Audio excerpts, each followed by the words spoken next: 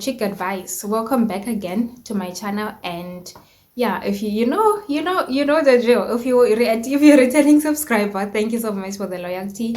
And if you are new, welcome. A warm welcome to you. And kindly feel free to join the fam by subscribing and yeah, and be a part of us.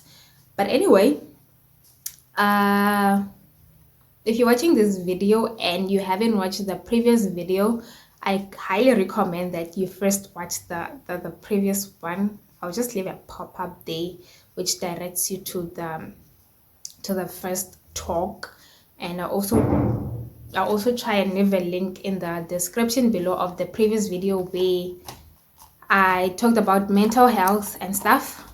Yeah.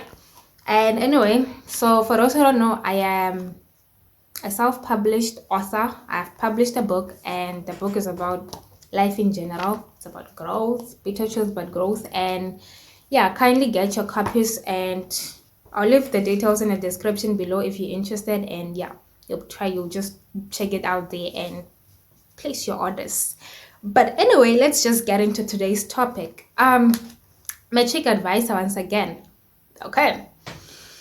Today we're gonna talk about fear, right? I understand that these things of like mental health issues, fear, depression, anxiety, like in the black community, we usually neglect those kind of stuff. But then, hey, those things are real. But yeah, today we're talking about fear of failure, fear of rejection, fear of, I don't know, but just fear in general. Like, I understand that once we get into the academic mode, actually in grade 12, remember that grade 12 is like a final stage of like high school, and after that we're looking forward to a new life, a new academic life, can be university or any college. So yeah, fear happens. So like, you might be someone who is so determined in your academics, you understand, and sometimes you might be someone who sort of, like you said, goals and not reach your goals. Guys, it happens. Like, you having goals does not automatically mean that you have it right there. I mean, I'm not saying you shouldn't have goals. Like, having goals is a smart move to go. It's a smart move to go. Like, you really have to have goals. But then you might realize that, okay, fine, my goal is actually to reach that level. But hey, I struggle, I fail, and then you just, that anxiety or that fear actually then starts kicking in, and it starts disturbing you because now you're focused on, now you're actually afraid that the worst might happen, and like you just become distracted and hardly focus on the goal. So like, okay, how to deal with anxiety or fear? Okay, I understand that. Okay, you should understand that things will not always go your way, right? Things will not always go your way. But then, understand that sometimes you will fail, and it's okay. It's okay, to be honest. Like, I don't like how people have a bad mentality or a bad attitude when it comes to failure. Like, they just have this bad attitude towards it. They feel like failure is actually a bad thing or whatsoever. It's okay, it's fine. But then the bigger picture here is, what do you do after failing? Do you just stay there and be like, it doesn't matter, I failed anyway, so why should I continue? Or are you the kind of type who will be like, okay, fine, I failed, then where did I go wrong? What should I fix? And yeah, what should I fix in order to do better? You know, you should be that kind of type who sort of like have a positive attitude towards failure. Understand that in some subjects you might struggle, and you might start developing hate towards a particular subject just because you're not doing well at it. I mean, guys, you have to love it. As hard as it is, you have to try and appreciate the fact that, okay, fine, this is hard for me, but hey, I have to appreciate it. You know, the moment you put yourself in a position where you try and appreciate a subject regardless of how you perform, like, that's where the growth actually comes in. Like, I just don't know how to actually put this. But then that's where the actual growth actually comes in. Once you appreciate it and start developing a passion for it, like somehow, somewhat, you just have an interest in sort of like doing it again and again and again. Like same applies when we like fail something. Like don't beat yourself up when you fail. It's painful, I know. If you feel like crying, it's fine, cry.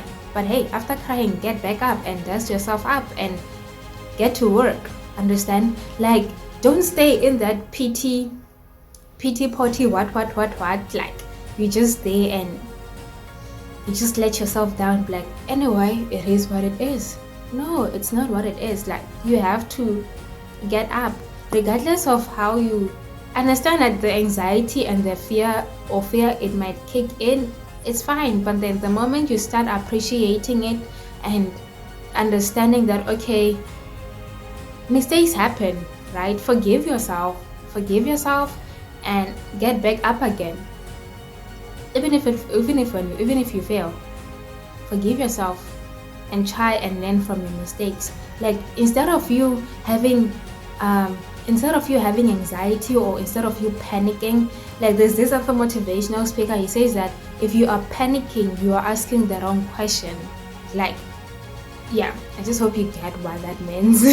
But then like the moment you struggle, like ask yourself questions like, what can I learn from this? Like the moment you fail, you start failing and stuff, just ask yourself, what can I learn from this? What can I do differently?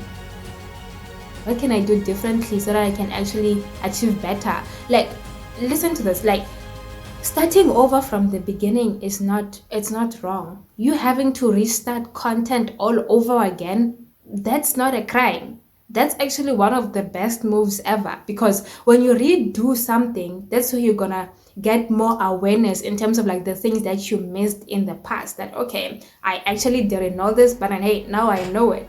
Like so my point here, not to make this talk very long, is that when you like normally we start having fear when we struggle. I think like when you struggle, when you fail, when things are actually not going your way, when you're not reaching your goals, you start panicking, you start having that anxiety, you know. But then in those moments, don't be too hard on yourself. Don't be too hard on yourself. Remember that you're also human. You won't know everything, but then you being patient, you learning to be patient with yourself, giving yourself more time, going through the content again, that's a good way to sort of like tackle it, you know. So like even if like don't be discouraged. You not getting something does not mean you won't be able to get it tomorrow, right? You have to give yourself time to go through over it again, like because the moment we just fail to sort of like appreciate, I feel like that's where we're getting all things wrong. Because when we fail, then we fail to appreciate, like you just try and like just start giving up on yourself slowly and slowly. Like even the goals that we set for ourselves, you might be like, okay, I want to have 7 distinctions in my Matric. Like understand that you might not have in the first term you might not get the 7 distinctions, second term you might not get the 7 distinctions, then your trial or your prelims come in, you might still not get the 7 distinctions, but that does not mean that in your final, does not mean that you won't get it at your final. Like remember, there's a short-term goal and there's a long-term goal, you understand? So like just try and think along those lines. So somehow somewhat it actually did bring an awareness to me, and it did raise awareness in my mind, like okay, there are short-term and long-term goals.